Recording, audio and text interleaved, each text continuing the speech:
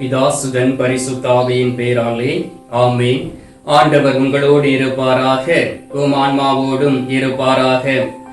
புனித லூக்கா எழுதிய பரிசுத்த நற்செய்தியிலிருந்து வாசகம். ஆண்டவரே உமக்கு மகிமை. அதிகாரம் 6, இறை வார்த்தை 28. உங்களை சபிப்போருக்கு ஆசி கூறுங்கள், உங்களை இகழ்ந்து பேசுவோருக்காக இறைவனிடம் வேண்டுங்கள். கிறிஸ்துவின் வாழ்வு தரும் நற்செய்தி. கிறிஸ்துவே உமக்கு புகழ்.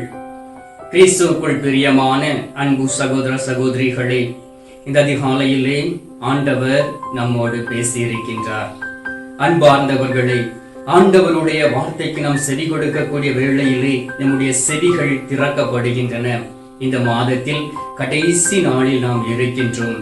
இந்த 31வது நாள் நமக்கு இன்னும் அடுத்தபடியாக கொடுக்கப்பட போவது இல்லை.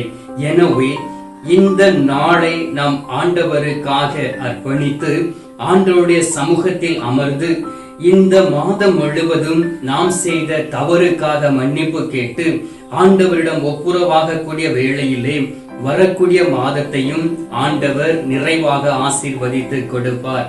இந்த நாளில் ஆண்டவர் உங்களை பற்றி சொல்லும் பொழுது, நான் என்னுடைய பிள்ளைகளை அதிகமாய் நேசிக்கிறபடியினால், என்னுடைய பிள்ளைகளை நான் அன்பு செய்கிறபடியினால் நான் அவர்களை ஆசீர்வதிப்பேன்.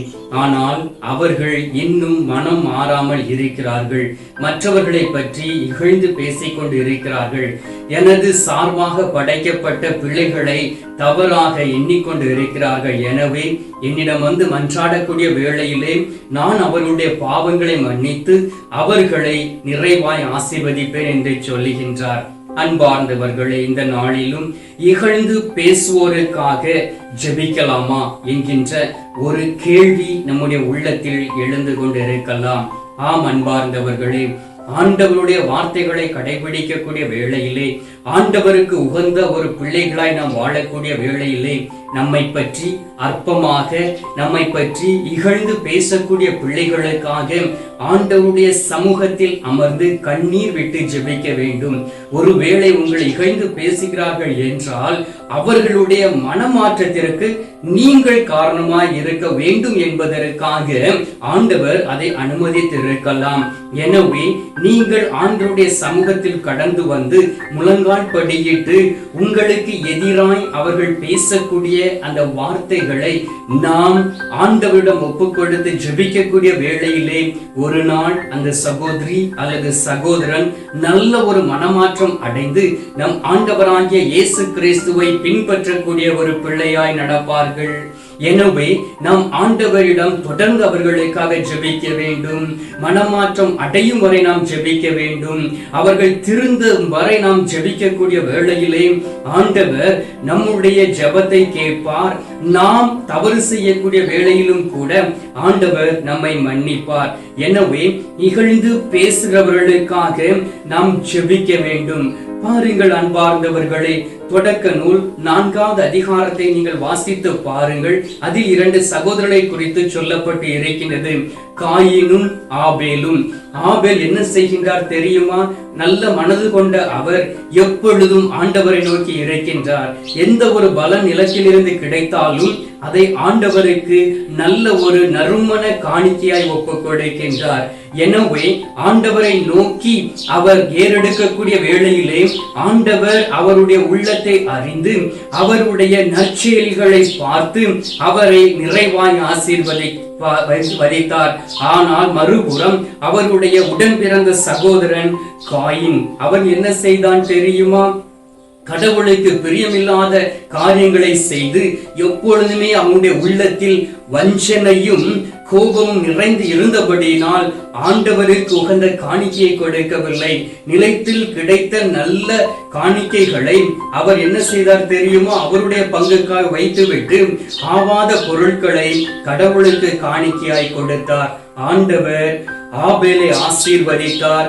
காயின் மீது கொஞ்சம் கோபம் கொண்டவராய் இருந்தார். ஆனாலும் அவருடைய படைப்பின் மீது அவர் நம்பிக்கை கொண்டு அவர்களை தண்டிக்கவில்லை. அப்பொழுது அங்கு என்ன நடக்கிறது தெரியுமா? ஆண்டவர் ஆபேலோடு கூட இருக்கிறார் என்பதை உணர்ந்த காயின் ஆபேலை கொல்வதற்கு திட்டம் தீட்டி முதல் இரத்த பலி இந்த உலகத்தில் நடக்கின்றது. அவரை கொன்றுவிட்டார். ஆனாலும் ஆண்டவர் அவர் இருவரையும் தேடி வருகின்றார். வந்து காயினிடம் கேட்கின்றார், எங்கே உன்னுடைய சகோதரன் ஆபேல்? அந்த நேரத்திலே அவர் சொல்லுகின்றார், நான் என்ன என்னுடைய சகோதரனுக்கு காவலாளியா என்று அகங்காரத்தோடு கடவுளிடக்கு பதில் சொல்லுகின்றார். அந்த நேரத்திலே ஆண்டவர் அவர் மீது கோபம் கொள்கின்றார். அப்பொழுது ஆண்டவர் சொல்லுகின்றார், தொடக்க நூல் 4வது அதிகாரம் 7வது வார்த்தையில் சொல்லப்பட்டு இருக்கின்றது, நீ நல்லது செய்தால் உயர்வடைவாய் அல்லவா?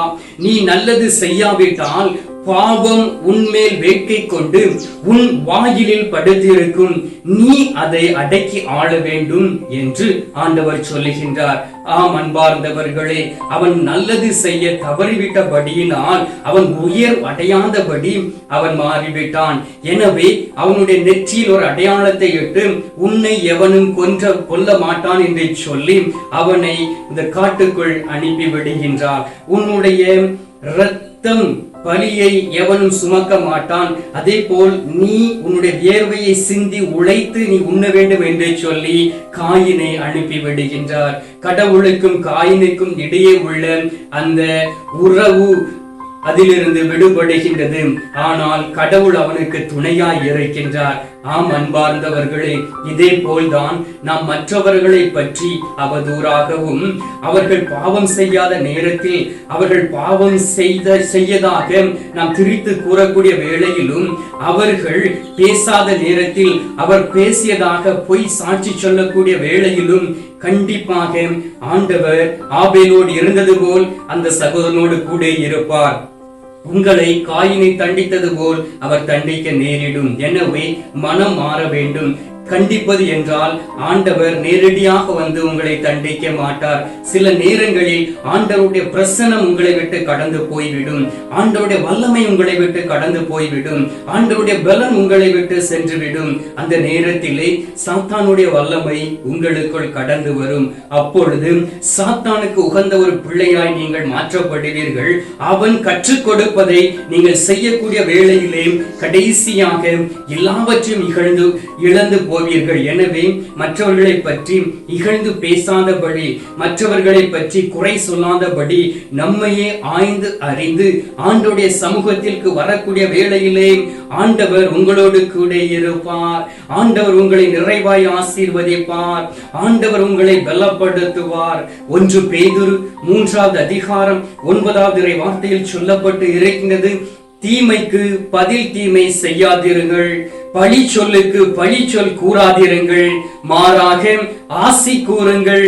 ஏனெனில் கடவுள் வாக்களித்த ஆசியை உரிமையாக்கி கொள்வதற்கே அழைக்கப்பட்டிருக்கிறீர்கள் என்று சொல்லுகின்றார். ஆம் அன்பார்ந்தவர்களே, பேதுரு அருமையான வார்த்தையை கொடுக்கின்றார். யாராவது உங்களுக்கு தீமை செய்தால் அதற்கு பதில் தீமை செய்யாமல் இருங்கள். யாராவது உங்களை பழித்து பேசினால் அவர்களை பழித்து பேசாதபடி உங்களுடைய உள்ளத்தில் நிறுத்தி ஆண்டவருடைய சமூகத்தில் கடந்து வந்து அவற்றை கூறுங்கள். ஆண்டவரிடம் சொல்லுங்கள், ஆண்டவரே, அவரையும் என் உமது சாயலாகத்தானே படைத்தீர், என்னை போலேதானே அவரை உருவாக்கி இருக்கின்றீர். ஆனாலும் அந்த சகோதரன் என்னை பழித்துரைக்கிறானே என்று சொல்லி அவனை ஆசீர்வதித்து பாருங்கள், அவளை ஆசீர்வதித்து பாருங்கள். ஆண்டவருடைய வல்லமையும் பலனும் உங்களோடு கூட இருக்கும்.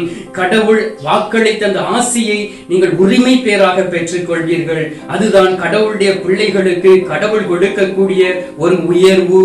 அதை நீங்கள் அறிந்திருக்க வேண்டும். ஒரு வேளையில் உங்களுக்கு எதிராய் சொற்களை உதிர்க்கலாம். வேலை செய்த இடத்தில் உங்களுக்கு எதிராய் கடிதங்களை எழுதலாம்.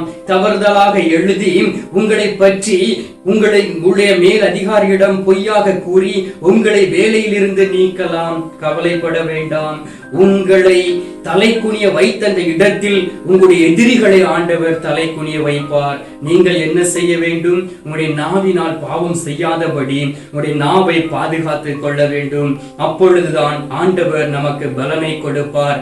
ஆண்டவர் உடைய வல்லமை கூட இருப்பதை மற்றவர்கள் உணர்ந்து கொள்ள முடியும். பாருங்கள் அன்பார்ந்தவர்களே, சாத்தான் யோபுவின் மீது அதிகாரம் கொள்வதற்கு முன்பாக அருமையாக தந்தை கடவுளிடம் சொல்லுகின்றார், நீர் அவனை வேலியடைத்து பாதுகாத்தபடியினால் அவன் இவ்வாறு இருக்கின்றான்.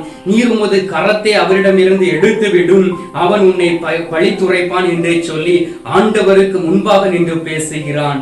ஆம் அன்பார்ந்தவர்களே, அதே போல்தான் நம்முடைய வாழ்க்கையிலும் நம்மை ஆண்டவர் பாதுகாக்கிறார் என்றால் சாத்தான் சூழ்ந்து நின்று நம்மை அழித்துவிட திட்டமிடுவான். அவனுடைய கரத்தில் விழுந்து விடாதபடி எப்பொழுதும் ஆண்டவரை சிக்கன பிடித்து கொண்டு ஆண்டவரோடு நடக்க வேண்டும். பாருங்கள், அந்த தாய் குரங்கை அந்த சிறிய குரங்கானது அணைத்துக் கொள்வது போல், உறுதியாக பற்றி கொள்வது போல் நாம் ஆண்டவரை பற்றி கொள்ள வேண்டும்.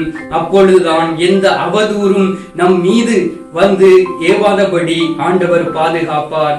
1 பேதுரு 2வது அதிகாரம் 17வது வார்த்தையில் சொல்லப்பட்டு இருக்கின்றது, எல்லோருக்கும் மதிப்பு கொடுங்கள், சகோதர சகோதரிகளிடம் அன்பு கூறுங்கள் என்று சொல்லுகின்றார்.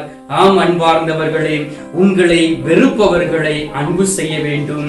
இது மிகவும் கடினமான காரியம்.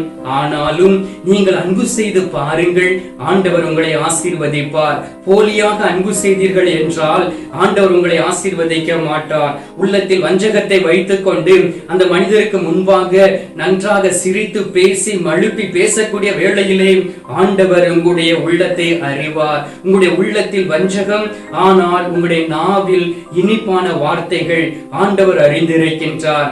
சில வேளைகள் உங்களுடைய எதிரி கூட அறிந்திருக்கலாம். உங்கள் எதிரியானவன் உங்களை எப்படி விழத்தட்டலாம் என்று சொல்லி உங்களுடைய வார்த்தைகளினாலே உங்களை பிடிக்கக்கூடிய நாட்களும் வரும். எனவே அந்த வலையை சிக்கிவிடாதபடி, இகழ்ந்து பேசாதபடி, இகழ்ந்து பேசுவோர்களுக்காக ஜெபிக்கக்கூடிய பிள்ளைகளாய் நாம் மாறக்கூடிய வேளையிலே ஆண்டவருடைய அரவணைப்புக்குள் நாம் வர முடியும். ஆண்டவருடைய கூடாரத்தின் கீழ் நாம் இருக்க முடியும். ஆண்டவருடைய சிறகுகளின் கீழ் இருந்து நாம் வழி நடக்க முடியும்.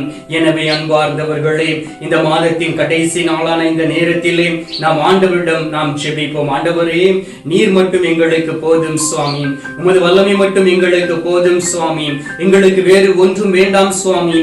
இகழ்ந்து பேசுபவர்களுக்காக ஜெபிக்கக்கூடிய பலத்தை இந்த நவம்பர் மாதத்தில் தாரும் என்று சொல்லி அவரிடம் மன்னிப்பு கேட்டு நாம் இந்த நேரத்தில் ஜெபிப்போம்.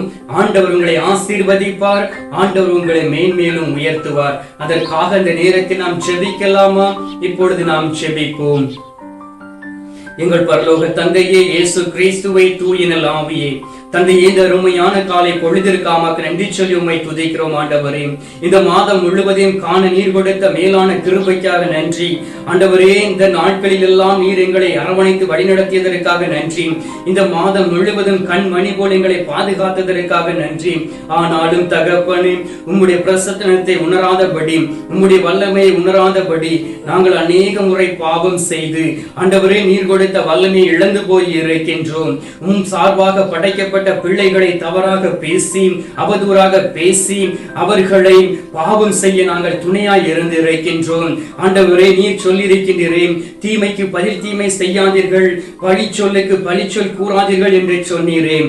ஆனாலும் அது வார்த்தைகளை தெரிந்தவர்களாய் மீண்டும் மீண்டும் பாவம் செய்து உமது மேன்மை இழந்து போய் இருக்கின்றோம். ஆண்டவரே, இந்த நாள் முழுவதும் நீர் எங்களோடு கூட இருக்கும்படியாகவும் வரக்கூடிய நாட்களில் எங்களை சபிப்போருக்கு ஆசி கூறும்படியான பலத்தையும், எங்களை இகழ்ந்து பேசுவதற்காக உம்மிடமது ஜெபிக்கக்கூடிய ஆசீர்வாதத்தையும் தருவீராக. ஆண்டவரே, மற்றவர்களை பேசி நாவினால் பாவம் செய்து தன் உள்ளத்தை கரைபிடித்து வைத்திருக்கக்கூடிய பிள்ளைகளை உமது கரத்தில் ஒப்புக் கொடுக்கின்றேன். இந்த கத்தோலிக்க காணொளியின் வழியாக உமது முகத்தை பார்த்து எனக்கு என் ஆண்டவர் மட்டும் போதும், என் ஆண்டவர் சாயலாக படைக்கப்பட்டவர்களை தவறாக பேசியிருக்கிறேனே, ஆண்டவரே மற்றவருடைய சொத்தை அபகரித்து இருக்கிறேனே, பொய் சொல்லி நான் பொய் சொல்லி மற்றவர்களை ஏமாற்றி இருக்கிறேனே, ஆண்டவரே இந்த நாளிலும் அந்த செயல்களினிடமிருந்து எடுத்து மாற்றும், நல்லது செய்யக்கூடிய பலத்தை தாரும் என்று சொல்லி கேட்பீர்களாம். ஆண்டவரே, இந்த நேரத்தில் உம்மை நோக்கி கேட்கக்கூடிய பிள்ளைகளை தொடுவீராக. ஆண்டவரே, அவருடைய கரைகளை எடுத்து மாற்றுவீராக. பலத்தை நீ கொடுக்கும்படியாக செபிக்கிறேன். ஆண்டவரே, சோர்ந்து போன உள்ளங்களுக்கு பலத்தின் ஆவியை கொடுக்கும்படியாக செபிக்கிறேன். ஆண்டவரே, லூக்கா 6:46 சொன்னதுபடி என்னை நோக்கி ஆண்டவரே ஆண்டவரே என்று கூப்பிடுகிறார்கள், ஆனால் நான் சொல்பவற்றை அவர்கள் செய்வதில்லை என்று சொன்னீரே. ஆம் தகப்பனே, உம்மை நோக்கி இரவும் பகலும் ஆண்டவரே ஆண்டவரே என்று கூப்பிடக்கூடியவர்கள் கூட தன்னுடைய ஆத்துமாவை இழந்து போய் இருக்கிறார்கள். ஆண்டவரே, நீர் கொடுத்த வல்லமையும் பலத்தையும் ஆசீர்வாதத்தையும் இழந்து போய் இருக்கிறார்கள். உம்முடைய அழைப்பை இழந்து போய் இருக்கிறார்கள். ஆண்டவரே, உம்முடைய திருப்பொழிவை இழந்து போய் இருக்கிறார்கள். ஆண்டவரே, குடும்ப வாழ்க்கை இழந்து போய் இருக்கிறார்கள். அவர்கள் எல்லோரையும் நீர் ஆசீர்வதியும். அவர்கள் நாவினால் செய்த பாவத்தை நீர் எடுத்து மாற்றும். எசையாவினுடைய நாவை தொட்டு உமது வார்த்தைகளை வைத்தது போல் இந்த பிள்ளைகளுடைய பாவங்களை கழுவி உமது வார்த்தைகளை அவருடைய உள்ளத்தில் வைக்கும்படியாக செபிக்கிறேன். ஆண்டவரே, நான் உமது பெயரால் அவர்களை ஆசீர்வதிக்கிறேன். சுவாமி, ஆண்டவரே, என்னுடைய வாழ்க்கையிலும் இருக்கக்கூடியதை போல் பாவங்களை எடுத்து மாற்றும். ஆண்டவரே, எனக்கு பரிந்து பேச யார் இருக்கிறார்கள் என்று எண்ணக்கூடிய நேரத்தில் எல்லாம் நீர் என்னை திடப்படுத்தியது போல் ஆண்டவரே, இதோ உம்மை நோக்கி செபிக்கக்கூடிய பிள்ளைகளை திடப்படுத்தும்படியாக செபிக்கிறேன். ஆண்டவரே, எல்லோருக்கும் மதிப்பு கொடுக்கக்கூடிய பிள்ளைகளாய் மாற்றிடும்படியாகவும், சகோதர சகோதரிகளிடம் அன்பு செய்யக்கூடிய பிள்ளைகளாய் உருமாற்றிடும்படியாகவும், உறவினர்களோடு இணைந்து சந்தோஷமாய் வாழக்கூடிய பிள்ளைகளாய் நீர்வர்களை மாற்றிடும்படியாக செபிக்கிறேன். ஆண்டவரே, இகழ்ந்து போன இழந்து போன தன்னுடைய குடும்ப வாழ்க்கைகளை திரும்ப கொடுக்கும்படியாக செபிக்கிறேன். ஆண்டவரே, உடல் புறமான ஆசீர்வாதத்தை கொடுப்பீராக. ஆண்டவரே, ஞானமாய் நடக்கக்கூடிய பலத்தையும் வல்லமையும் கொடுக்க வேண்டுமாய் நோக்கி செபிக்கிறேன். ஆண்டவரே, நீர் அவ்வாறு செய்து கொண்டிருப்பதற்காக ஸ்தோத்திரம். நீர் அவ்வாறு செய்து பலன் கொடுத்து விட்டதற்காக ஸ்தோத்திரம், ஸ்தோத்திரம், ஸ்தோத்திரம். மீட்பெரும் இரட்சகருமான இயேசுவின் திருக்கரத்தில் ஒப்புக் கொடுத்து எங்கள் தாய் கன்னி மரியாள் வழியாக ஜெபிக்கின்றோம். எங்கள் நல்ல தந்தையே, ஆமீன். பரலோகத்தில் இருக்கிற எங்கள் பிதாவே, உம்முடைய நாமம் அர்ச்சிக்கப்படுவதாக. உம்முடைய ராஜ்யம் வருக. உம்முடைய சித்தம் பரலோகத்தில் செய்யப்படுவது போல பூலோகத்திலும் செய்யப்படுவதாக. எங்கள் அடிதின உணவை எங்களுக்கு அளித்தருளும். எங்களுக்கு தீமை செய்தவர்களை நாங்கள் பொறுப்பது போல எங்கள் பாவங்களை பொறுத்தருளும். எங்களை சோதனையில் விடாதையும் தீமையில் இருந்து எங்களை ரசித்தருளும். ஆமீன். அம்மா தாயே, ஆரோக்கிய மாதாவை, வேளாங்கண்ணி அன்னையே, இந்த ஜெபமாலை மாதத்திலே உமது பிள்ளைகளாகிய எல்லோரையும் உமது அரவணைப்பில் வைத்து பாதுகாத்து உமது மகனிடம் பரிந்து பேசியது போல் வரக்கூடிய மாதத்திலும் அவர்களுக்காக பரிந்து பேசி பாவத்தில் விழுந்து விடாதபடி பாதுகாப்பை பெற்றுக் கொடுக்கும்படியாக ஜெபிக்கின்றோம். அருள் நிறைந்த மரியே வாழ்க. கர்த்தருடனே பெண்களுக்குள் ஆசீர்வதிக்கப்பட்டவள் நீரே. உம்முடைய திருவயிற்றின் கனியாகிய இயேசுவும் ஆசீர்வதிக்கப்பட்டவரே.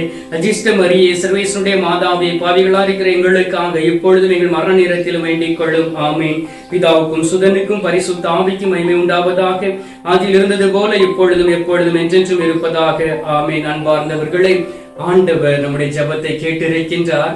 அவருடைய வார்த்தையின்படி வாழ நம்மை ஒப்புக் கொடுப்போம். இந்த நேரத்தில் அவர் தரக்கூடிய ஆசீர்வாதத்தை பெற்று நம்முடைய குடும்பத்தில் உள்ளவர்களோடு பகிர்ந்து கொள்வோம்.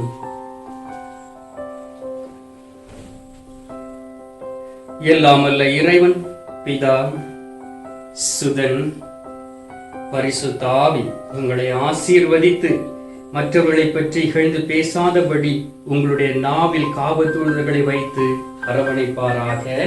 ஆமீன்.